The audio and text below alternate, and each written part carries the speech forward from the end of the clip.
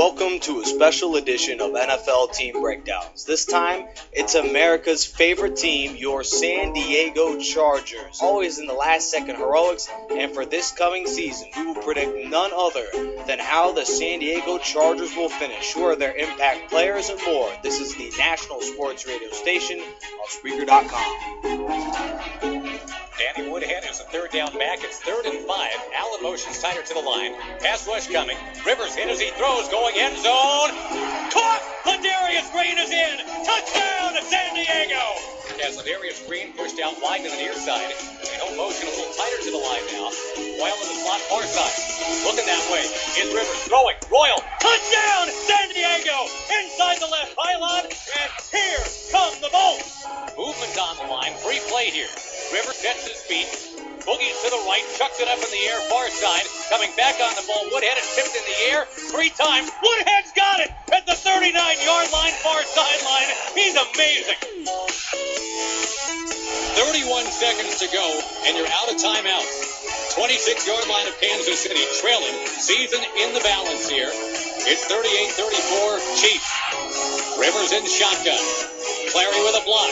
Rivers going end zone looking for a 0-2-2. He has got it! J.E. a 0-2-2. Are you kidding? 24 seconds to go. Miracle of miracles. No flags on the field. A 0-2-2 puts the Chargers on top. This is America's team, and you betcha, those San Diego Chargers are the miracle of miracles, as during the last 3 weeks, they had to have 9 different scenarios happen to them, and all of it did. The Steelers lost out, the Dolphins lost out, and a number of other teams had to lose a couple straight, including those New York Jets that had to upset the Dolphins in their house, and they did just that. During the final game of the year, San Diego went from 5-7 to 9-7, 4 straight to win not only the number 6 seed, but also to beat the Bengals the following weekend. The San Diego Chargers, in a 2013 season full of surprises, and obviously, Robert, one of the best in the NFL during that home stretch. It was December football. There was no other than Chargers football. And Robert, your thoughts on that 2013 campaign, so memorable down the stretch? Nick, this was a team to watch for. When this team had that 4-game winning streak, when they started against the New York Giants, then they played at Denver. Let's remember they played at Denver. They got a big win, 27-20. Then they had to go home and play Oakland, and they won 26-13. That Week 17 was probably the best game you could have watched. There were so many scenarios for them going in the playoffs. They had to win that game, and they got it done in overtime. And Nick, Phillip Rivers, this guy had an amazing season. No doubt about it. I mean, this was the best year he ever had. At Kansas City, he threw for 392 yards, but probably the best game I watched was the game at Philadelphia, where he had 419 yards passing. And he had a memorable year, and they were ranked 4th in passing this year for the San Diego Chargers. And Keenan Allen, what a great rookie, had a fantastic season with Phillip Rivers, and they connected very well. Yeah, Phillip Rivers, in his 10th year out of NC State, the comeback player of the year for the 2013 season.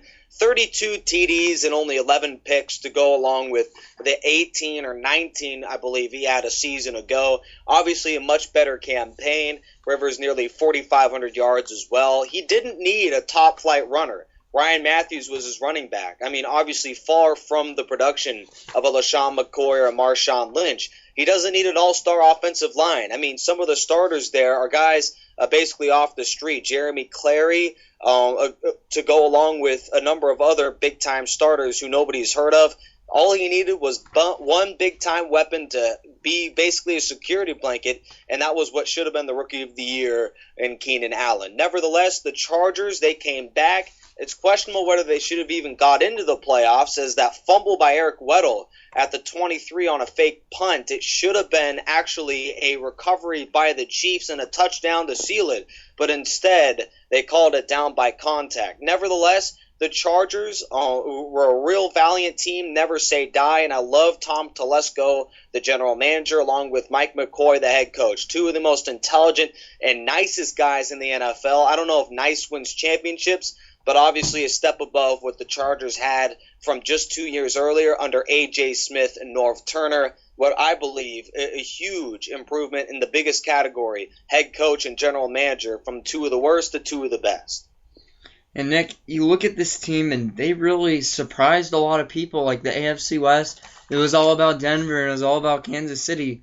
Well, look what the Chargers did. They swept Kansas City, they split with Denver, and they split with the Oakland Raiders. But, splitting with Oakland doesn't look very good. But they did play the latest game in NFL history.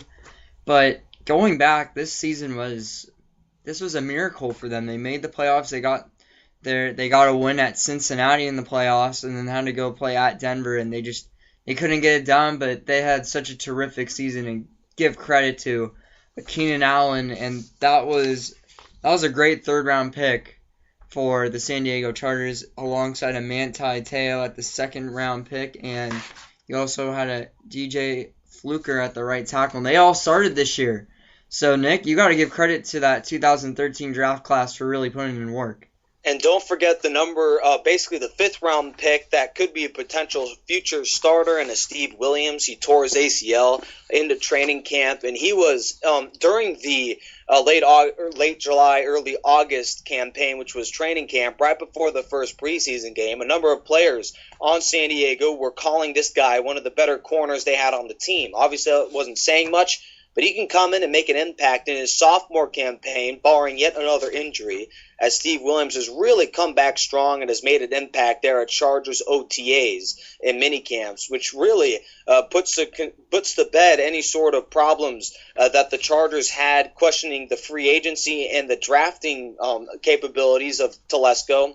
In his rookie year, Telesco and McCoy come through with 3 starting future All-Pro players in DJ Fluker, Manti Te'o as well. He should come in and be a solid linebacker for a number of years. He's not an All-Pro player, but he's a pretty solid contribution. And then Keenan Allen, barring injury, should be a guy that on a regularity catches passes for over 1,000 yards a season. And then also Steve Williams, who could be a starter. So those are 4 guys, future starting and future great players in the league. While it's not the Steelers draft of the 70s, it's close to it. And in my mind, as we look towards the 2014 draft, we'll take a look at that later, yet another year where Telesco and McCoy hit right on the money. They gambled, and it paid off. And Nick, one thing I really do want to point out is Keenan Allen had 8 touchdowns this season, and congrats to this guy. I mean, this guy was the best draft pick the Chargers had, and his season, an A+. Eddie Lacy got Rookie of the Year, but, I mean, if you had to do a runner-up, it's got to be Keenan Allen, a guy that really had to step up for this Chargers organization, really gave Phillip Rivers such a great season. He was the main target, got targeted 105 times. But you can also say Antonio Gates, the tight end, I know he's getting there up in age, but he could still catch a lot of passes, and he had 4 touchdowns, had over 850 yards in receiving as well. And then he did get injured during the season. This is why he wasn't really a starter, but Eddie Royal, give him credit. He had over 600 yards in passing. Really didn't have much practice at all. He really just came into game situations and performed really well. And then he was a great red zone target as well. Of those 8 TDs, all of them came in like 4 games. He was amazing. Hey, Nick, I got to ask you about Eddie Royal. I mean, this guy got injured a lot throughout the season. How do you explain he comes out in these game situations and does really well? Well, because he's a real tenacious guy, and he comes through game in, game out, makes big-time plays. Royal's a guy that you can expect to come in when healthy and make a big impact, as the 47 catches indicate. He wasn't exactly the security blanket for Rivers' priority number 1. That's what Keenan Allen is, what I hope Ladarius Green is. But Eddie Royal is a guy that's option number 2 for Rivers, and they threw a lot of screens, bubble screens and other short plays to him and made him have yards after the catch, which he had a lot of during that 2013 campaign.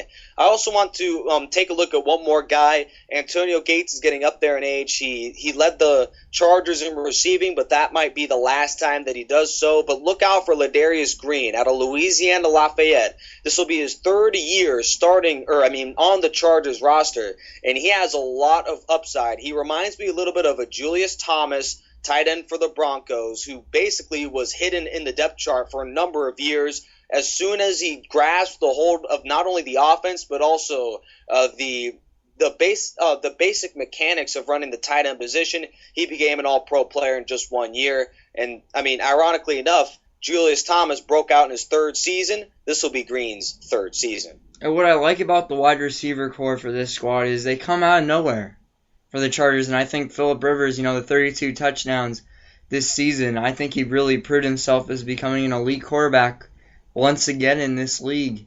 And but a lot of people thought that, Phillip Rivers wasn't going to be good this year. He's not going to be this big name QB, but he did. He proved himself to fans, and that's what I like about Phillip Rivers. This guy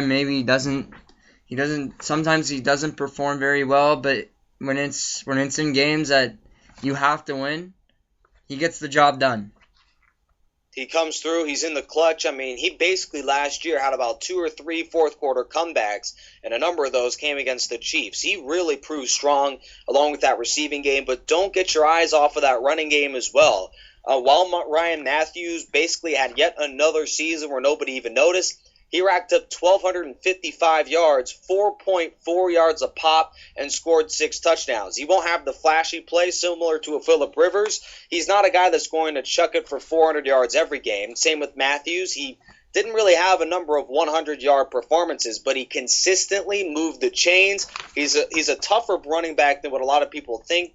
And he scored 6 touchdowns, a lot of those inside the 5, where you have to have a little bit of guts and a little bit of stones, if you know what I mean, to come across the goal line and score. So Ryan Matthews was great, and basically he is going to fight for the starting position alongside not only Danny Woodhead, but a 2014 free agent acquisition, Donald Brown. We'll get into that just a little bit later. Not only the offense, but the defense as well. Robert, I want to touch on this too. Eric Weddle again led the Chargers in tackles, this time 115.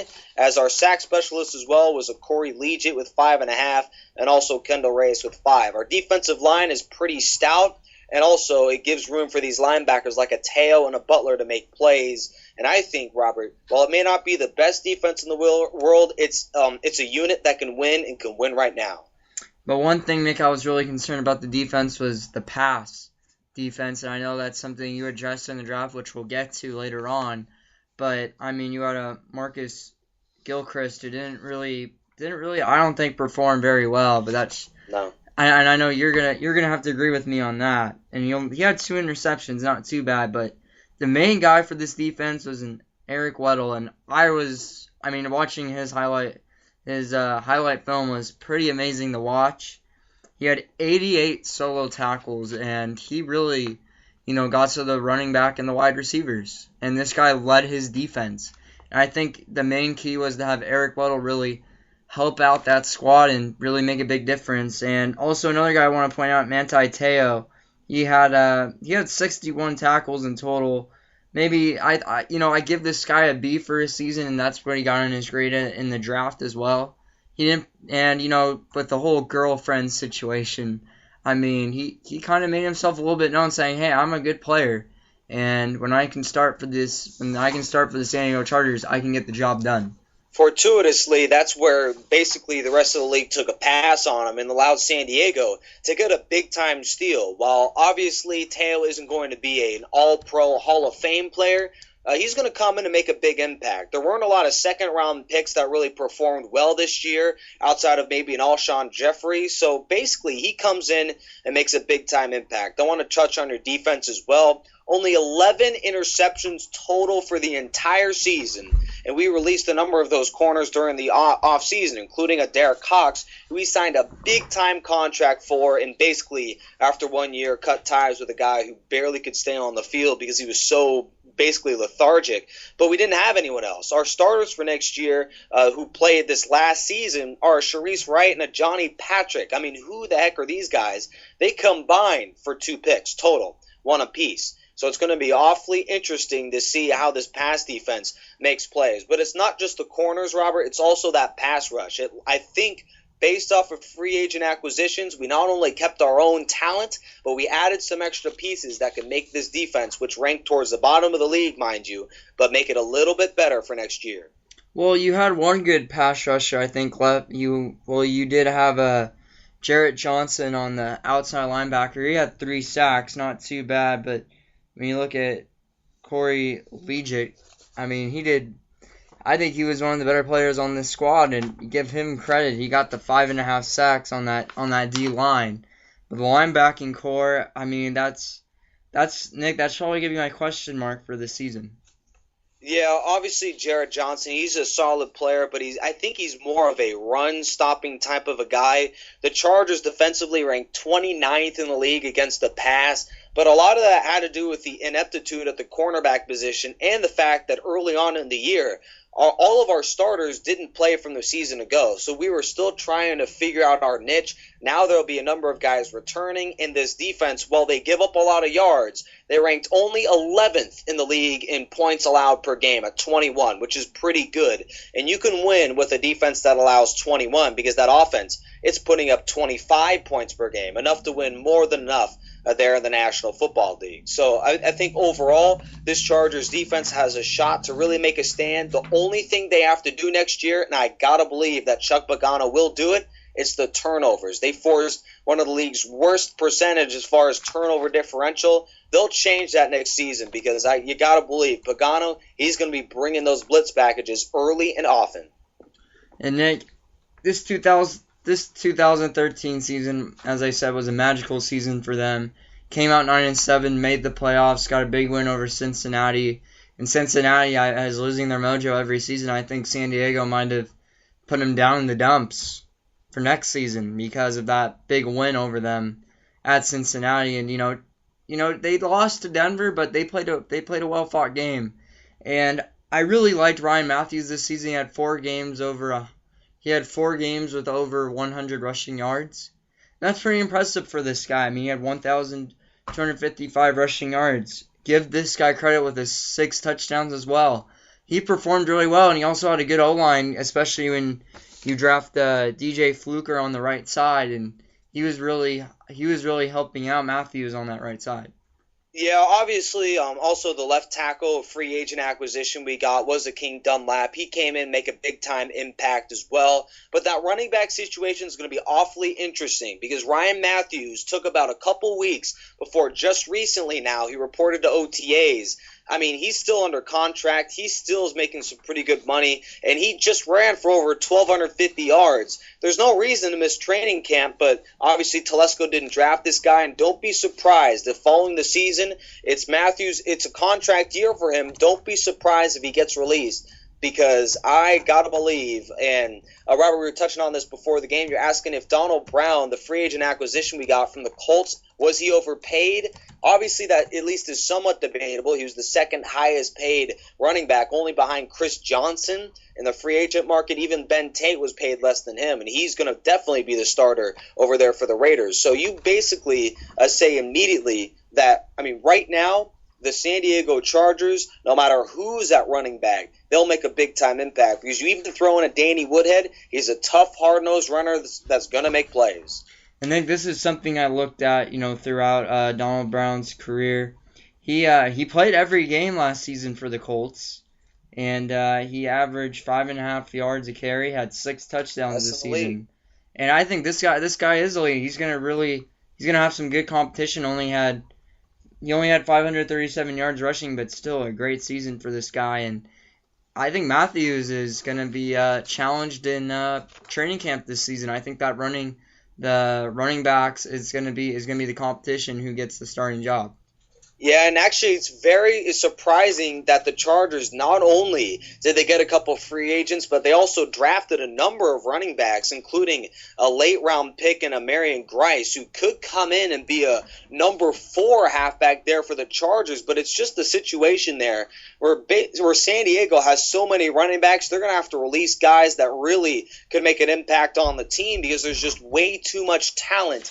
But obviously that's a problem that you'd love to have if you're San Diego, where they could have 4, maybe even 5 running backs on the roster coming into training camp. And Nick, let's break down this 2014 NFL draft. And Nick, your first round pick, this was the best pick the Chargers could get, especially it for reminds the me a little bit of pass rush another defense. TCU product, LaDainian. They said he was too small. They said he was too slow, and he looks just like a LaDainian Tomlinson. Basically, the only knock on him was, he's 5'9". But there are a number of guys in the league that are 5'9" and make plays. I mean, I love San Diego because they give everyone a chance. Our running back next year could be a Danny Woodhead who's only 5'7", 5'8".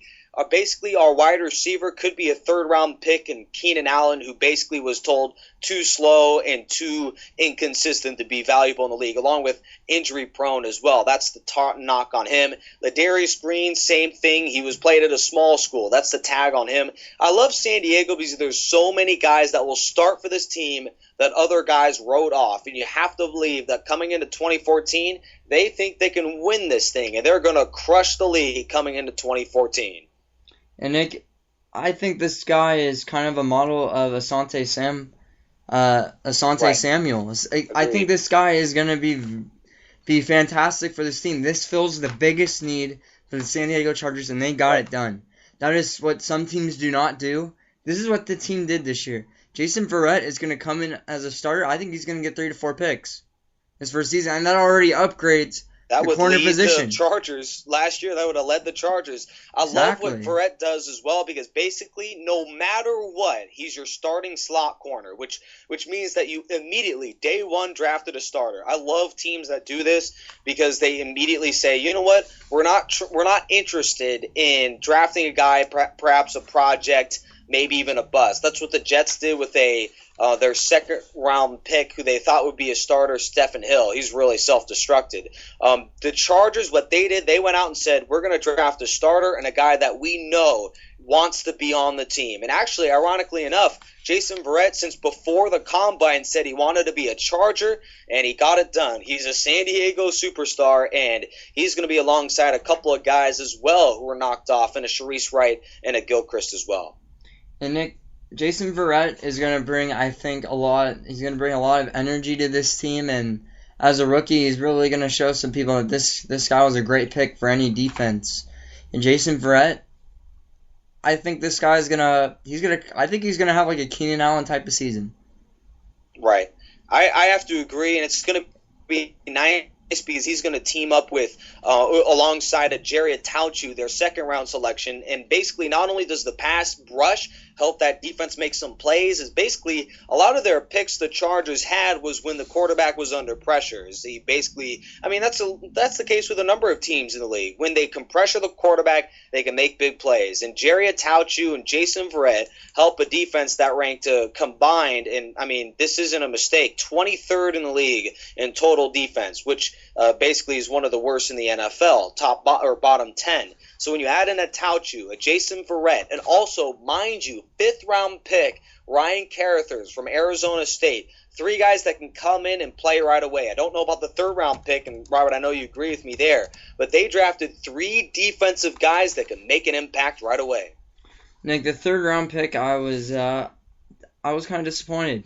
Chris Watt, and out of Notre Dame, I don't think he's really going to make a big of an impact on this team, and it's a questionable call because I think they could have gone a better pick. I think you could have gone maybe another corner or free safety, something to help out that defense, or just trade the pick away. They didn't trade him. They didn't have to pick Chris Watt.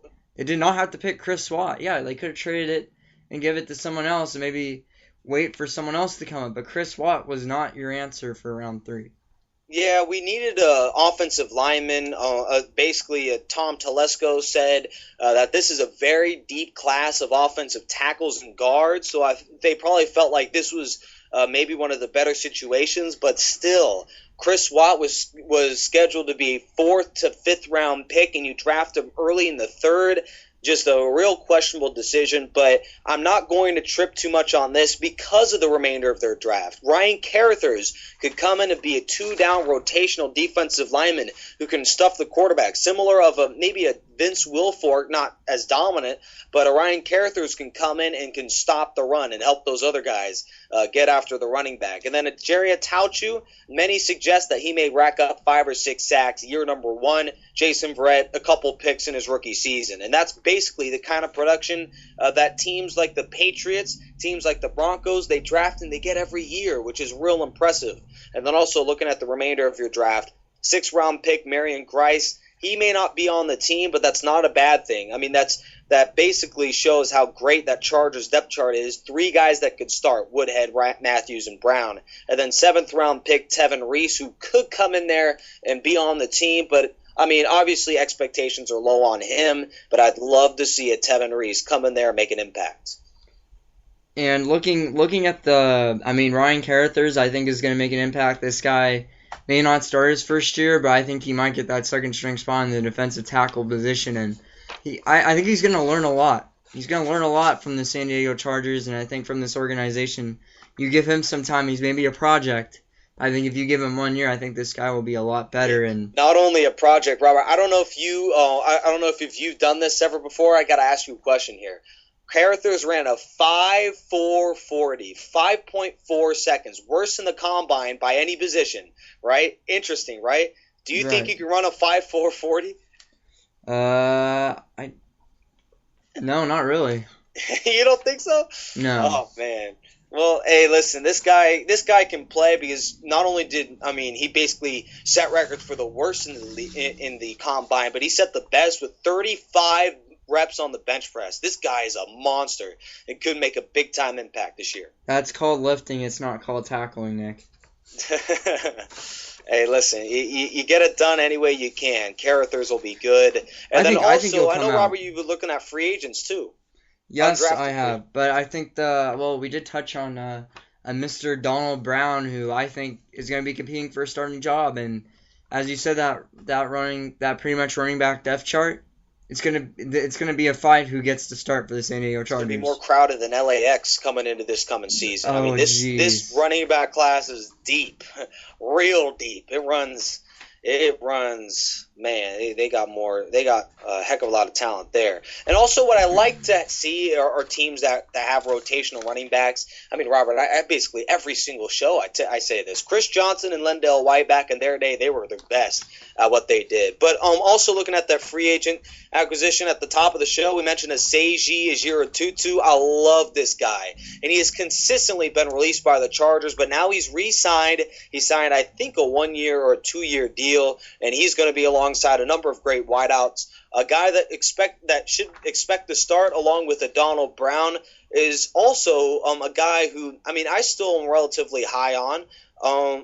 Looking down the list, obviously we re-signed Donald Butler, but a guy that can come in and make plays, that's a Cavell Connor. He was the Colts linebacker from a season ago. He should be able to come in and be a rotational linebacker there for that team. I'm not sure if you know a whole lot about that, but Cavell Connor, Chad Reinhardt, we signed a Kellen Clements. I hated that deal, but a number of other guys. These should be backup players that make big time plays outside of the Clements. Well, Nick, this is kind of my rant, I guess, for the night. Let's go. I mean, 2013 draft class. Nick, who did you draft in the 7th round? 7th round of last year's draft. Yes. Gonna have to take a look at that. Take a quick look. Just remember who you guys signed and then you guys drafted in 2013. Let's just remember that. DJ Fluker, our 1st round pick from Alabama, instant starter. 2nd round pick Manti Te'o. 3rd, Keenan Allen. 5th was Steve Williams. The 6th round pick for the San Diego Chargers. Gonna take a look. Currently looking right now, Robert. I mean, basically, you're putting me in a real tough situation. It's 7th round. 7th round. 6th and 7th. Look at 7th. Look at 7th specifically, and look at the position. Okay, you got to give me some time. Like, obviously the Chargers had a B or an A draft, at least a B plus draft. But this is basically a team that's going to come in and for years to come. Nick, just read the 7th round pick. Just read the 7th round pick, and then I'll get to my point about Kellen Clemens. 6th round pick is Torek Williams, defensive end, and 7th round is Brad Sorensen. I mean, you from guys Southern drafted a Utah. QB. I don't get what the deal is with freaking Kellen Clemens, and you signed the 2 years and Guaranteed almost $1 million. I $3 think million. we're going to throw that away. $3 million. This guy isn't going to start. Phillip Rivers literally had his comeback season with 32 touchdowns, 11 interceptions. He could do it again because he has like pretty much the same wide receiver core. But when you sign this guy, I mean, congratulations, you helped replace injured Sam Bradford. But, I mean, you're not going to start on this team. And something that I was really shocked on why the Chargers picked this guy. I mean, yes, he maybe had his best season in his NFL career, but besides that, he doesn't really do that much else. He doesn't bring pretty much anything else to this freaking table. He isn't going to start. He isn't going to start. I don't think he's even going to play it down throughout the whole season unless Phillip Rivers feels soreness or something like that, which we hope not because Phillip Rivers is a great quarterback, and I give him a lot of respect. And Kellen Clemens, just be out of the league, please. Please do not make the Chargers roster. You're wasting them money. Obviously, very passionate, Robert. I am passionate because they're wasting money on a QB that's never going to play. That's never going to play. I think they're going to release him, to be quite honest with you. I hope so. They made some questionable decisions. At the time, I actually thought it was good, but now when you take a second look and you realize the kind of guys that are on the team, and when you're talking the 52 and 53 man roster, those bubble guys, it's going to be real tough to say Kelvin Clemens outlasts a Brad Sorensen or a Charlie Whitehurst, who actually now is not even with the Chargers anymore, I don't think. But basically, they have a shot here to really make themselves a even better team than last year, and they really, with Kelvin Clemens, took a minor step backwards. But nevertheless, the draft for this year, if I were to give a draft grade, I would give it about a B plus because of that Chris Watt deal that was highly questionable. And then the free agent acquisitions, I would give about a B plus as well. Mind you, the Chargers were really capped with the salary situation this year. They had, I think going in, they had the third worst situation, only behind the Cowboys, who had something like negative $20 million at the end of the year. Who cares about Dallas? So obviously, obviously America's team struggled too, but these San Diego Chargers, basically, with the money they had, with the situation they were in, Telesco and McCoy did a great job. Nick, what do you think of, okay, I want to ask you this. You signed tight end David Johnson, and he was a former Pittsburgh Steeler. He hasn't really done that much. I mean, what was the reasoning behind a David Johnson? Because he can come in and create impact and create depth for not only the tight end position, but he actually, the Chargers expect him to be a starting fullback in the NFL this year. This guy can come in. He's a real tough, hard-nosed player, similar to a John Connor. He's not going to catch a lot of passes, not going to make a lot of flash, but he's just going to be a solid contributor in the league. And actually, the Steelers, that was one of their better guys that they let go because of free agency. The reason why the Steelers don't still have him is because of the salary situation I was talking about. San Diego did a real good job picking him up early on in the free agency period. And in my mind, I think that was only behind maybe a Richard Marshall and the other acquisition they had. I'm drawing a blank. Other than a couple guys that they had in free agency, their best signee, I think, was David Johnson. I mean, okay, well, you make a good point there, but I think also, a good re-signing for the Chargers was a Chad Reinhardt, who's is a starter on the O-line. I think was a great call just because this O-line really worked together and helped out Phillip Rivers a lot and the running game as well. And your O-line actually was pretty solid. I mean, to be honest, in the beginning of the season, you guys were a little inconsistent. And then that whole team came together towards the end of the season. That 4-game winning streak made you guys either make the playoffs or not. And you guys made it. You guys made it 9-7. And that's what I love about the Chargers. I mean, they came back towards the end of the season, got the wins they needed, and made the playoffs. Obviously, the Chargers did what they could and did a real nice job. Donald Butler would be the number one free agent guy, but he's a re-sign, not a sign. But in my mind, the top 3 acquisitions, number 1 was Donald Brown, number 2 was David Johnson, and then number 3 was Richard Marshall. Those are the top 3, I believe, and then throw in a Cavell Connor as well. Those are guys that should come in and start right now and make an impact. So obviously, if we were to say right now, best free agent acquisition in 2014, Donald Brown is there at the top. But I'm sure I also want to give my props to a David Johnson. Maybe a little too early, maybe emotional, but I think this guy's going to make some plays. Nick, I think I'm going to... man, this is hard. But, I'm going to disagree with you. I think I got to disagree with you in this shot. I got to give it to Chad Reinhardt.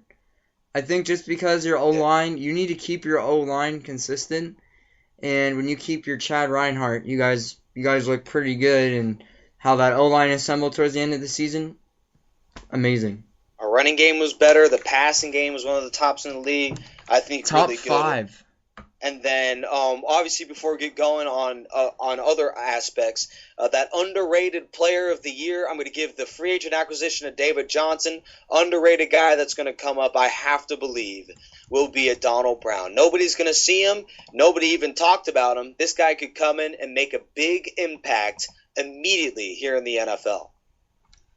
And also, let's, just recapping the two, we'll just do a quick recap here and then we'll go to a commercial break.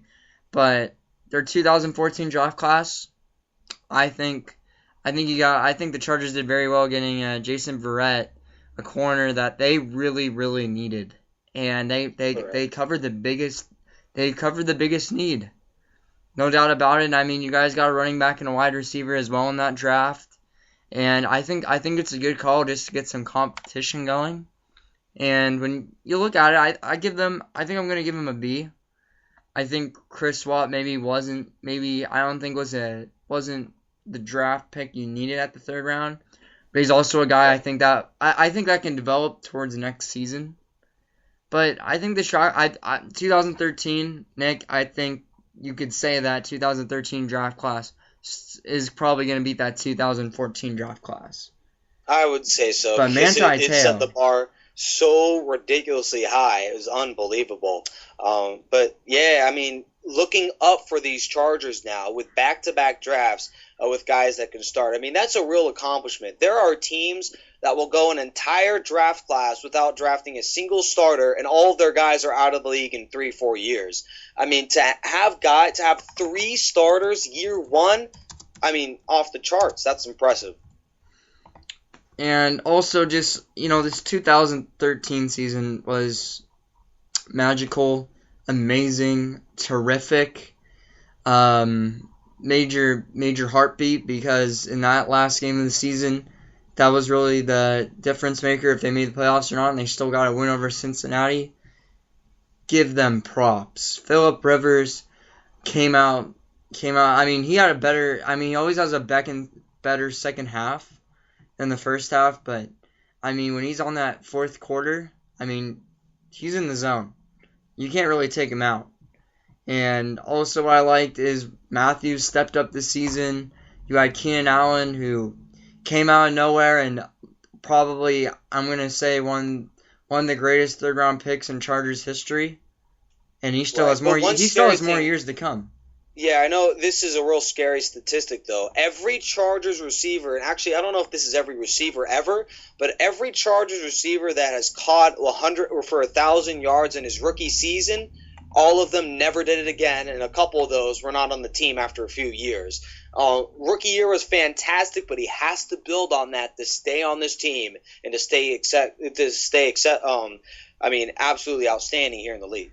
I think Eddie Royal comes out of nowhere in some games, and what I really like about him is maybe he doesn't practice a lot, but when you watch him play, he's ready to go. He knows what he's doing. He can make touchdown. He can make some good touchdown plays, and he got eight touchdowns this season. And he tied with Keenan Allen, and Keenan Allen got most of the passes, but Eddie Royal, man, he's just a different story. Definitely a different story. Just an all-pro caliber player, and look out for that receiving core, 4 or 5 deep coming into 2014. All right, Nick. Well, hey, let's take a quick commercial break. But when we come back, Nick, we are going to be breaking down the San Diego Chargers schedule. What interesting games are we going to be guessing a win or loss for? Well, you'll find out right after this commercial break.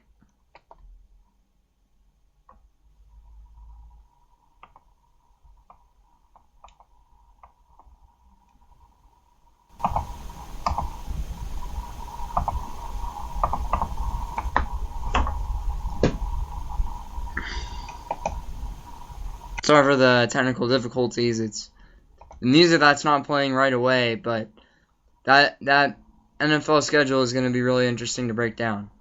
Yeah, actually, one quick thing that we always do in every show is we break down position by position the depth chart. Oh, we totally forgot about 2014. that. Actually, let's do that right now. Actually, before we go to commercial break, we're gonna break down the 2014 real quick depth here. chart. We're gonna start with that quarterback, and I think I can already give you the grade for both of us. I'm gonna give Philip Rivers and company an A-. I'm gonna give him an A- too. He made a great comeback. I think he can do something like that again this year.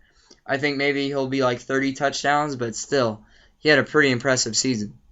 He really is. I mean, the Chargers are nothing, I think, without a Philip Rivers. Halfback position actually may be a little bit favorable, but because of the rotation, I'm going to give him a B+. You know, I think I'm going to give him a B. I really want to see what Donald Brown can really bring to the table for the Chargers. A fullback position, David Johnson. I know you're still a little skeptical on the former Pittsburgh Steeler tight end / fullback. But overall, I think this guy is going to be relatively well. A B- is a real favorable grade for a guy that should be able to come in, create some toughness, create some tenacity, and start there for the Chargers. I'm still skeptical on David Johnson, so I'm going to give him a C+. I really want to see what he can do in this league and see how he can help out Ryan Matthews, Danny Woodhead, and Donald Brown this season. The receiving game obviously was basically mix and match, players in and out, and still making an impact. You don't know if Keenan Allen will have the same year as he did in his rookie campaign. I don't believe in the sophomore slump, but he may have an off year compared to his rookie season. Still one of the best in the league. And then you look at the remaining depth chart as you go into the 2014 season. Guys like Eddie Royal should be able to start and make a big impact. Seiji Jira-Tutu may be able to find the lineup. Vincent Brown, we're just crossing our fingers that he can come in and make the kind of impact that we expect coming into his, what is a fourth season there in the NFL out of San Diego State. Going to give this receiving core a B. I just think it's a solid unit that really helps Philip Rivers when he's in trouble. I think I'll give him a B+ just because of what they did last season. I know you might disagree with me, but I think I like Eddie Royal and Keenan Allen on this roster for the wide receiver core, and you have a Brown there as well, and you have a Tutu and Malcolm Floyd. I think these guys have a solid wide receiver Floyd. Core. Boy, what a comeback story. He basically nearly killed himself there at the beginning of the year. He ran right into I think he broke like almost a dozen bones in his spine, and he's going to play this year. That is a real impressive comeback story. So it all depends on how he does. I think Malcolm Floyd can come back. I think I'm going to give him a B+. I think I'm going to expect a lot out of this wide receiver core. I would probably have to agree with you there. The tight end position, Antonio Gates coming back. And Ladarius Green. Look out for him. He's the under-the-radar guy for 2014, and I'm going to give this unit overall a B, but I'm a little hesitant, maybe even a B+. But, I mean, this tight end position should be very solid for Philip Rivers and company in 2014. I think I'm going to go with a B+. Antonio Gates has always been a reliable tight end throughout his seasons as a Charger, and then you have a Ladarius Green who's going to be up and coming, and I think a guy that no one's really going to expect to have a great season. King Dunlap, Chad Reinhardt, your favorite guy. I love that Hardwick, guy. He's getting old. This basically is his final season for San Diego. Jeremy Clary and DJ Fluker. Those are the 5 starters penciled in for the Chargers entering training camp. And right now, I think that offensive line deserves a B-, an overall solid unit that makes plays and really helps Philip Rivers stay upright. Basically, a middle-of-the-line type of a offensive front where they gave up 30 sacks a year ago. But when you look game by game, only under 2 per contest. I think that's really good for an offensive line mix and match. They come together and play really well. I'm going to give him a B minus too. They're kind of that average O-line, but they can still out Phillip Rivers in that running game. Defensive side of the ball, what I think is coming into its own and maybe one of the better units for the Chargers coming into this campaign. Defensive line, Kendall Reyes. Cam Thomas is now gone. He went over to the Steelers. Interesting scenario there. We take their Johnson, and they take our Thomas. Sean Lismore and maybe even Orion Carruthers, our 5th-round pick, can come in and make an impact alongside Kendall Reyes. I give that unit a B+ because you also have a Lawrence Guy who should come in and make a big impact. And what prevents me from even having an A- is that it's still a unit that's young and developing, and you don't know what's going to happen this year. And this D-line can still get a couple of sacks, so I think they're going to get a B. I think they're going to be a pass rush type of unit. But I think one guy that can get the big tackles for you is Kendall Reyes. Obviously, Reyes, one of the better up-and-coming guys in the league, but I think our best guy on the defensive line is a Corey Liuget. Look out for him next year. A linebacker unit, Melvin Ingram, Manti Te'o, Donald Butler, Jared Johnson, throwing a Jerry Tauchu, and also the Cavell Connor kid that we took from the Colts. And you look at a linebacker unit that I think deserves a B+. Just an overall solid linebacking crew. And mind you, one more player, that's Dwight Freeney. He's coming back from injury this season and could make a real big impact for San Diego. I think I'm going to give B- just because of Dwight Freeney. I think I'm a little spectacle of him. I always use that word just because it's kind of the if they do well. If Dwight Freeney does well for this squad, it's going to be a B+ at the end of the season, but I'm going to give him a B-. I'm just a little skeptical on Dwight Freeney. This may be potentially their weakest position on the football field, the cornerback position. Sharice Wright, Richard Marshall, Cresden Butler, Marcus Cromartie are the guys penciled in right now. Then obviously Jason Verrett as well should be the nickel corner. And overall, I think nothing better than a C+, which is even better than a season ago, as this cornerback crew was awful last year. But they can come in and make a play this year because of the tenacity of a guy by the name of Jason Verrett. Nick, I'm gonna have to disagree with you on the C+. I'm gonna give him a C, but I mean, you guys, the Chargers were. C is all that much different. It's still. I mean, it kind of is just because they were one of the worst pass defenses in the league, and it still kind of scares me how they're gonna still do this season. I think they're gonna come together, but I think it's gonna be towards the end of the season is when that defense really works together and gets the job done. You're saying they're going to have their lumps, but I still think that they're still going to have their bumps, yeah. Yeah, it's going to be relatively well. Similar to the story at the safety position, Eric Weddle, a real nice addition there for the Chargers. Then Marcus Gilchrist. I mean, those are the guys that led their team in picks. Both Gilchrist and Weddle, I believe, had 2 interceptions, if I'm correct. Yes, they did. So they come together and have a real good 1-2 safety tandem. Gilchrist, a former cornerback, converted safety, should make a big-time play. Also add in a Jaleel Adai. Many people haven't heard of him. He has made a number of huge plays for the Chargers, former undrafted rookie free agent. Not only did the Chargers take Fluker, Allen, and Manti Te'o, they took an undrafted Adai who started for the Chargers too. Fantastic player. I give this unit a B+. Nick, I'm going to have to go with an A-. I mean, these guys really worked hard together. Eric Weddle showed how hard he can get to the running back. And he's one of the best in the league. Yes, he is. Overlook him. He's underrated. I think Chargers are underrated, period. It's awful to say that, but they are. And I really don't like how ESPN doesn't, kind of overlooks the Chargers. They're like, oh, the San Diego Chargers won this game today. Okay, let's move on. Right. You got a 4-game winning streak, and even week 17, I was like, "Where's the Chargers?" And they're like, "Nope, sorry, we just said they beat Kansas City." We're gonna look at the dang Jets, who aren't even gonna make the playoffs. Come on. It's like, oh, what's the expectations for next year's Jets? Who cares about that, man? I mean, I know we covered the Jets, but still, it's the Jets. It's the Jets. Come on. But I mean, I like their safety. I like the safety position.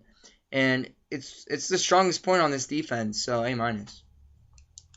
A- for the safety position. Kicker and punter, it's Nick the Kick. Nick Novak coming back for another season where he was perfect from 40 yards and basically 40 yards and shorter. And Mike Cypher's still one of the best in the league that can get it done. I give that unit a B+. The return game, Danny Woodhead and Keenan Allen, and along with Eddie Royal, those are the three return men back there. I give the return game a B+ as well. What about you? I'm just going to agree with you on that. I'm not much of a special teams guy, but I don't really analyze special teams. I only analyze the defense and the offensive side. So give him a B+. Also, Jason Verrett could be over there and play a little special teams as well. Look out for him. But overall, the offense for the San Diego gets a B+.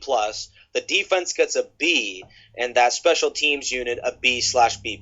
So I think overall, San Diego looks really good coming into 2014. That is basically only behind what I believe was the team that we had.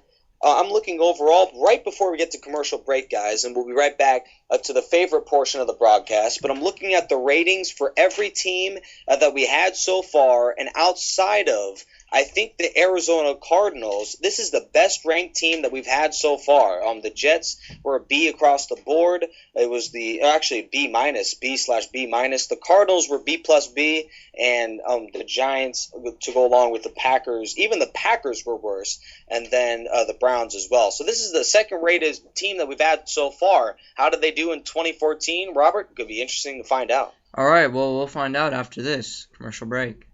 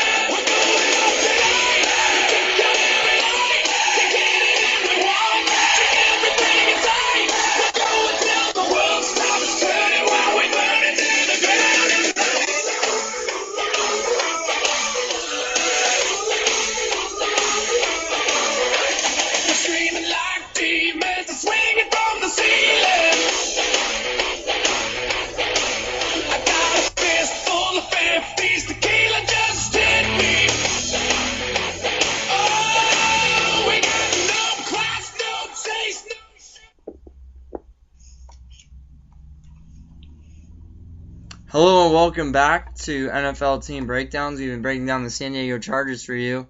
And Nick, you didn't get my cue. Well, obviously, you got to be a little bit more noticeable. But overall, these Chargers look really good coming into 2014. But why don't we take a quick look at that 2014 San Diego schedule? As overall, this is a unit that can come into the year. It's a real tough start, but a real easy middle of the season. Week 1, it's the Chargers on Monday Night Football taking on ESPN, the Arizona Cardinals. And right off the bat, I give San Diego a loss. I think the Cardinals are too much to match there for that San Diego offense, as Arizona looks even better on the defensive side. Well, Nick, I remember when we did our first show, and I didn't remember I gave them a win, but Nick, I think the Chargers will get a big win over Arizona. It's going to be one of their more surprising games. Week 2, the Seattle Seahawks come to town on the NFL on Fox, and I think the upset game of the season. The Chargers play very well against teams like the Seahawks, and they come through with a big victory. Nick, I'm going to have to agree with you there, too. We actually agreed on this before the show, and this is going to be a big win for the Chargers. I can't wait to watch when they beat the Seattle Seahawks. Then week 3, they take on the Bills, and I think they make it 2 straight. They beat Buffalo in their stadium, Ralph Wilson, and it's a 2-1 start for that San Diego ball club. Nick, I'm going to have to give them the win, too. They're going to be winning 3 straight and start off 3-0. Actually, the Chargers play very poorly against teams like the Jaguars, and I think they come through with their second loss of the year. They lose to the Jaguars, even though it's at home. Their one and potentially their only disappointing loss of the season, as I just don't see the Chargers coming out on top. Peculiar game, I give them the loss.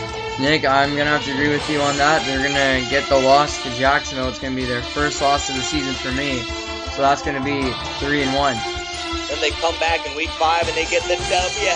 They come through and beat the New York Jets at home in a comeback game before taking to the road the week after. And Nick, they just stack up very well against the New York Jets at home, and they're going to be 4-1 for me. Then in week 6, they take on the Oakland Raiders in the OCO Coliseum, and I think they come through with back-to-back victories as they play a hard-nosed game and get it done on the road. Well, Nick, this was a game last season where they got to take revenge as they lost to Oakland in the latest game in NFL history. They come through with the W on your side as well. Then in week number 7, they take on the Chiefs at home. And mind you guys, Kansas City is a real tough ball club. They get the loss, and it's their first of potentially a lot more. Nick, I'm going to have to give them a loss too versus Kansas City. I mean, this is a good team. I think Kansas City just comes out firing. Week 8, they take on the Denver Broncos in Mile High. And Robert, I'm going to throw a curveball at you. They come through with a big-time victory. I know it's on the road, but the Chargers play very well against Peyton Manning, and they get the W there, even though I'm really grimacing about that selection. It's on NFL Network, and they know a thing or two about that. Nick, I'm gonna give them a loss, and you probably knew that before. I just don't think they can get the one at Denver.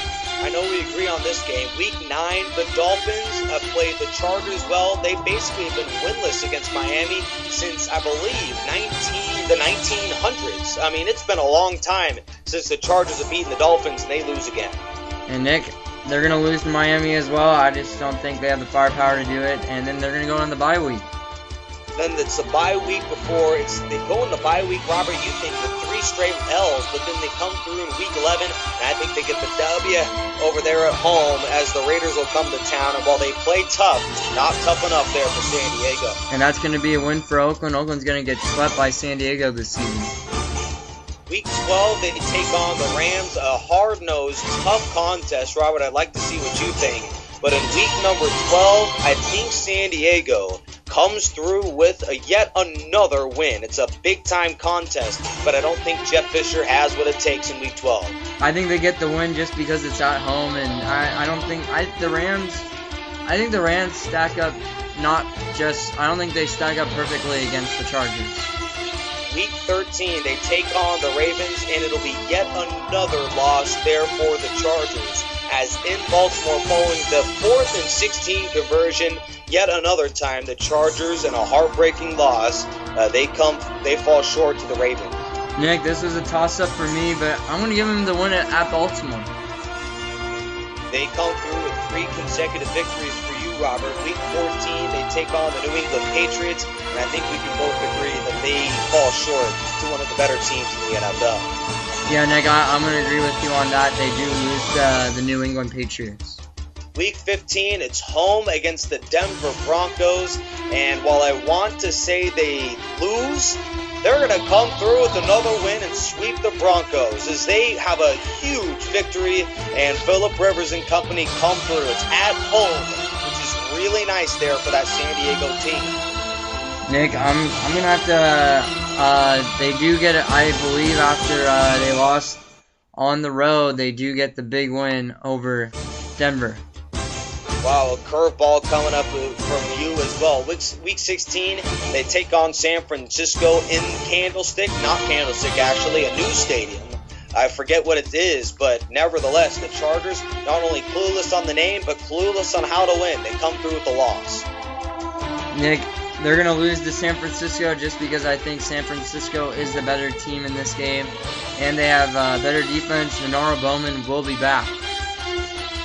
Currently, I have the Chargers at 8-7 taking on the Chiefs, and a win could potentially put them into the playoffs. And while we look at that schedule there for Kansas City, I think we both agreed that they would win in Week 17, and I think the Chargers do it again. They win in Kansas City in wild fashion for back-to-back years to win the division. And Nick, I'm going to have to agree with you. Back at Week 17, the Chargers did get the big win to send them to the playoffs and beat the Cincinnati Bengals. So a 10-6 record for me. And a real nice situation there that you have for the San Diego Chargers. I'm going to count it one more time. Currently, I have San Diego winning 6, 7, 8, 9 games on the year. And Robert, because of that wild winning streak that you had, including the Week 1 win against the Cardinals and then the Seahawks a week later, 10-6 on the season. Robert, you really love what the Chargers did, not only in free agency but also the draft. Even though this team had one of the lowest salary caps, I think this team is still going to perform at its highest peak throughout the whole season. I think they're just going to be a win better this season. I mean, yeah, they're gonna split the Kansas City and Denver, but sweep Oakland and then get big wins over Arizona and Seattle.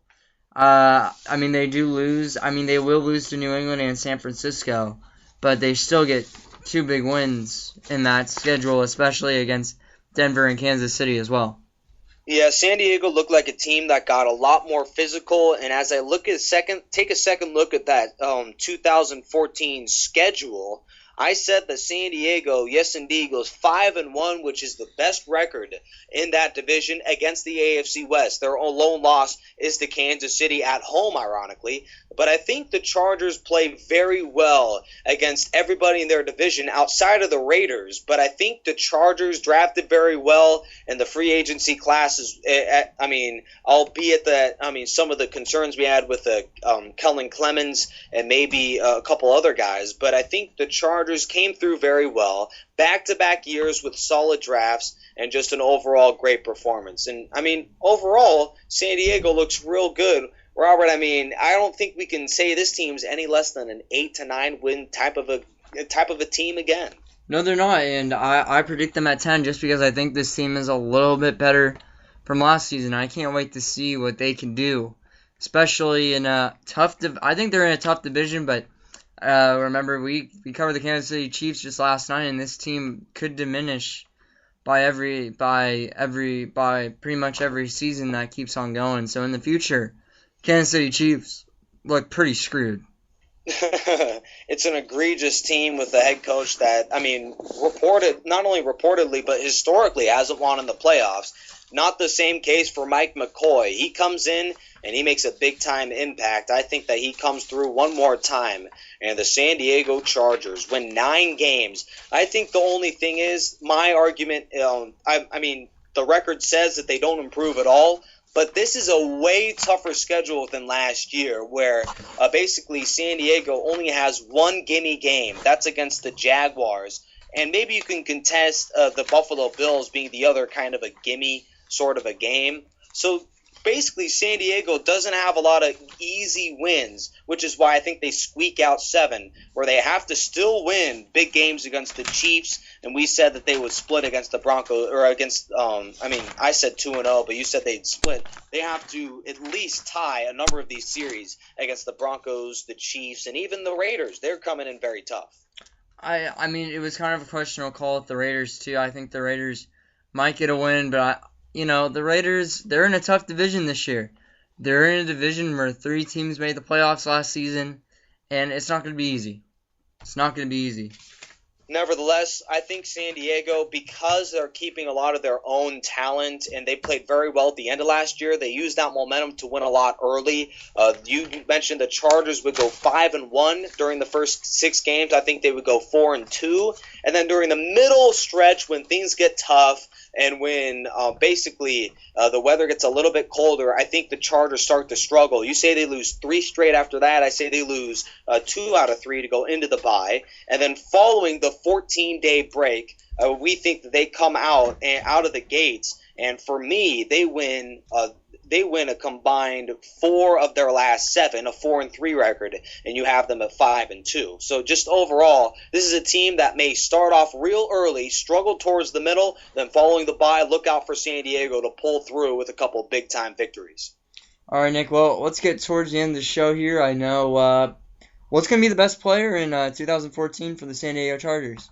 San Diego is not only has their luxury at the quarterback position, but they're going to have an up-and-coming superstar at the tight end slot as well. The best player in 2014 for the San Diego Chargers won't be anybody that I mentioned on the offensive side of the football. Eric Weddle, the big-time safety, because the defense has gotten better, the pass rush is going to be a heck of a lot more improved. That D-line is young and still getting more skilled and more well-versed in their position. Eric Weddle comes through. What about you, Robert? Nick, I think the best player in 2014 for the San Diego Chargers, man, I would, this is actually hard, but I think I got to give it to, I'll give it to Keenan Allen. I think he really had an impressive season he had a pretty impressive last season. I think he could do it again this season as well, coming in the 2014. Under the radar type of player, Nick. Under the radar, Ladarius Green, tight end from Louisiana Lafayette. Look at him to come through and make a big-time impact there for the San Diego Chargers. Top 5 tight end in the AFC next year. Put it down, write it on paper, pencil it in, as he's going to be a real big cognate there for that Chargers passing attack. I think I'm going to agree with you. I think Ladarius Green was an is going to be the under-radar type of player in 2014 season. I can't wait to see what he does. I think he's going to really help out Antonio Gates next season. And I know Antonio Gates is getting up in age. He's probably not going to be the reception leader next season. But I think, Ladarius Green is really going to split it with Antonio Gates. And then, obviously, the free agent acquisition of 2014. I already went with a David Johnson. I know Donald Brown, the guy that I'm going to say 1A, 1B, but I still just love the tight end converted fullback that they got out of Pittsburgh. I'm gonna say Reinhardt. That offensive guard, just because it keeps the O-line together, and that O-line really came together towards the second half of the season, as I keep on saying in the show, and I think Chad Reinhardt was a perfect re-signing for the Chargers, and was a great. Well, Well, no, he is technically, it's a re-signing, but I mean, technically it's a free agent acquisition. But let's go. Actually, I'll pick someone else. I'll go with Donald Brown. I think he really brings depth to the running back position.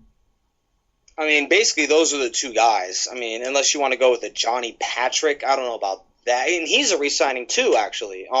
If it's not Donald Brown and David Johnson, the next best guy, I think, is a Cresden Butler. I mean, just guys that aren't really all that. Yeah. So, interesting. Overall, San Diego should be pretty good. Look out for Eric Weddle on the defensive side. And on the offensive side, 1A, 1B, best player in 2014, Phillip Rivers. He may not have the same production, but also that Chargers, the remaining talent there on that offensive side, I think got a little bit better. Phillip Rivers really just came back, and I think this guy is a great quarterback. He was top 5 in passing last season. And I can't wait to see what he does next season for the San Diego Chargers. I mean, now he has a Keenan Allen who he trusted all last season. And it's pretty impressive when you can trust your wide receivers. And I think the guy he really wanted to trust was Keenan Allen. Overall, Keenan, 1,050 yards and 8 touchdowns. Look for San Diego coming up this year. We said the Chiefs will go 8-8, a very big surprise for the AFC West, and then obviously the Chargers go either 9-7 or 10-6. Look forward to when we have the Broncos and the Raiders here on Team Breakdowns. Then we'll take a look at that overall AFC West, including the conference as a whole. And then also, Robert, coming up in a few days, Tampa Bay will be our big-time team breakdown, and then we'll have a number of other playoff teams coming up soon after that, as Mike Lennon or the big Josh McCown, the longtime veteran there, former Chicago Bear, should be able to come over and make a big impact there for Lovie Smith in his opening year. The Chargers, in their first season, were good with McCoy. What does Lovie Smith do in his rookie campaign? I guess that all comes up in a few days on National Sports. And I can't wait to cover the Tampa Bay Buccaneers. It's kind of a low-end type of team. but we also get a schedule out of the way that it's gonna. I think the Tampa Bay Buccaneers schedule it's gonna be hard to predict. That whole NFC South is, as there hasn't been a division winner back-to-back years, I think, in a decade, as the Saints, Panthers, Bucks, and obviously the other team in the South, I'm drawing a blank, they always jostle for the top of the South, and I think the Bucks can pull out 6 wins, but obviously when you take a second look, they could get 8, they can get 10. Lovie Smith always gets the best out of his players. Same with San Diego. Look for 2 teams that'll make big-time strides coming up next year in the Bucks and the Chargers. Nick, it's Atlanta Falcons. Atlanta Falcons. Well, I mean, shoot. I guess they're gonna be the winners there. I mean, I think the Tampa Bay Buccaneers are a better team than Atlanta Falcons. Is that gonna draw some debate next show? Debatable. Yeah, who's better, the Falcons or the Bucks? Obviously, Robert's gonna throw in the wrong answer, and Atlanta's gonna be the right answer. No, it's not gonna be the right answer.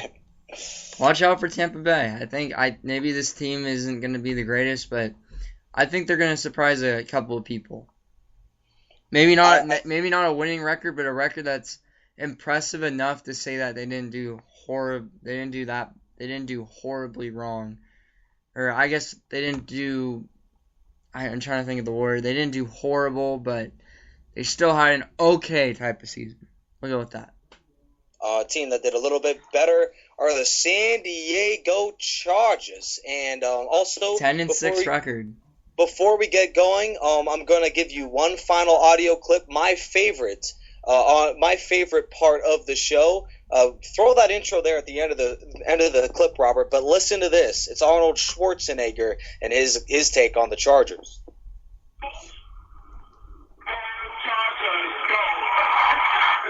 That was from a decade ago, but Arnold Schwarzenegger said, "Go Chargers, go" in a playoff game. But he's going to be a big-time impact for all the San Diego Chargers. And this is America's team, Robert, whether you like it or not. They're in it every year. And, Nick, the Chargers are going to be a better team than the Kansas City Chiefs this season. As we predicted, I said they go 8-8. It's not saying much. I think it's saying I think they're going to move up in that division. That proves they're an elite team and they're going to be way better than the Kansas City Chiefs. And it's going to be a spot for number 1 with Denver Broncos. And I can't wait to cover the Denver Broncos because, I think we had them at least split. If not, I said the Chargers go 2-0 against them.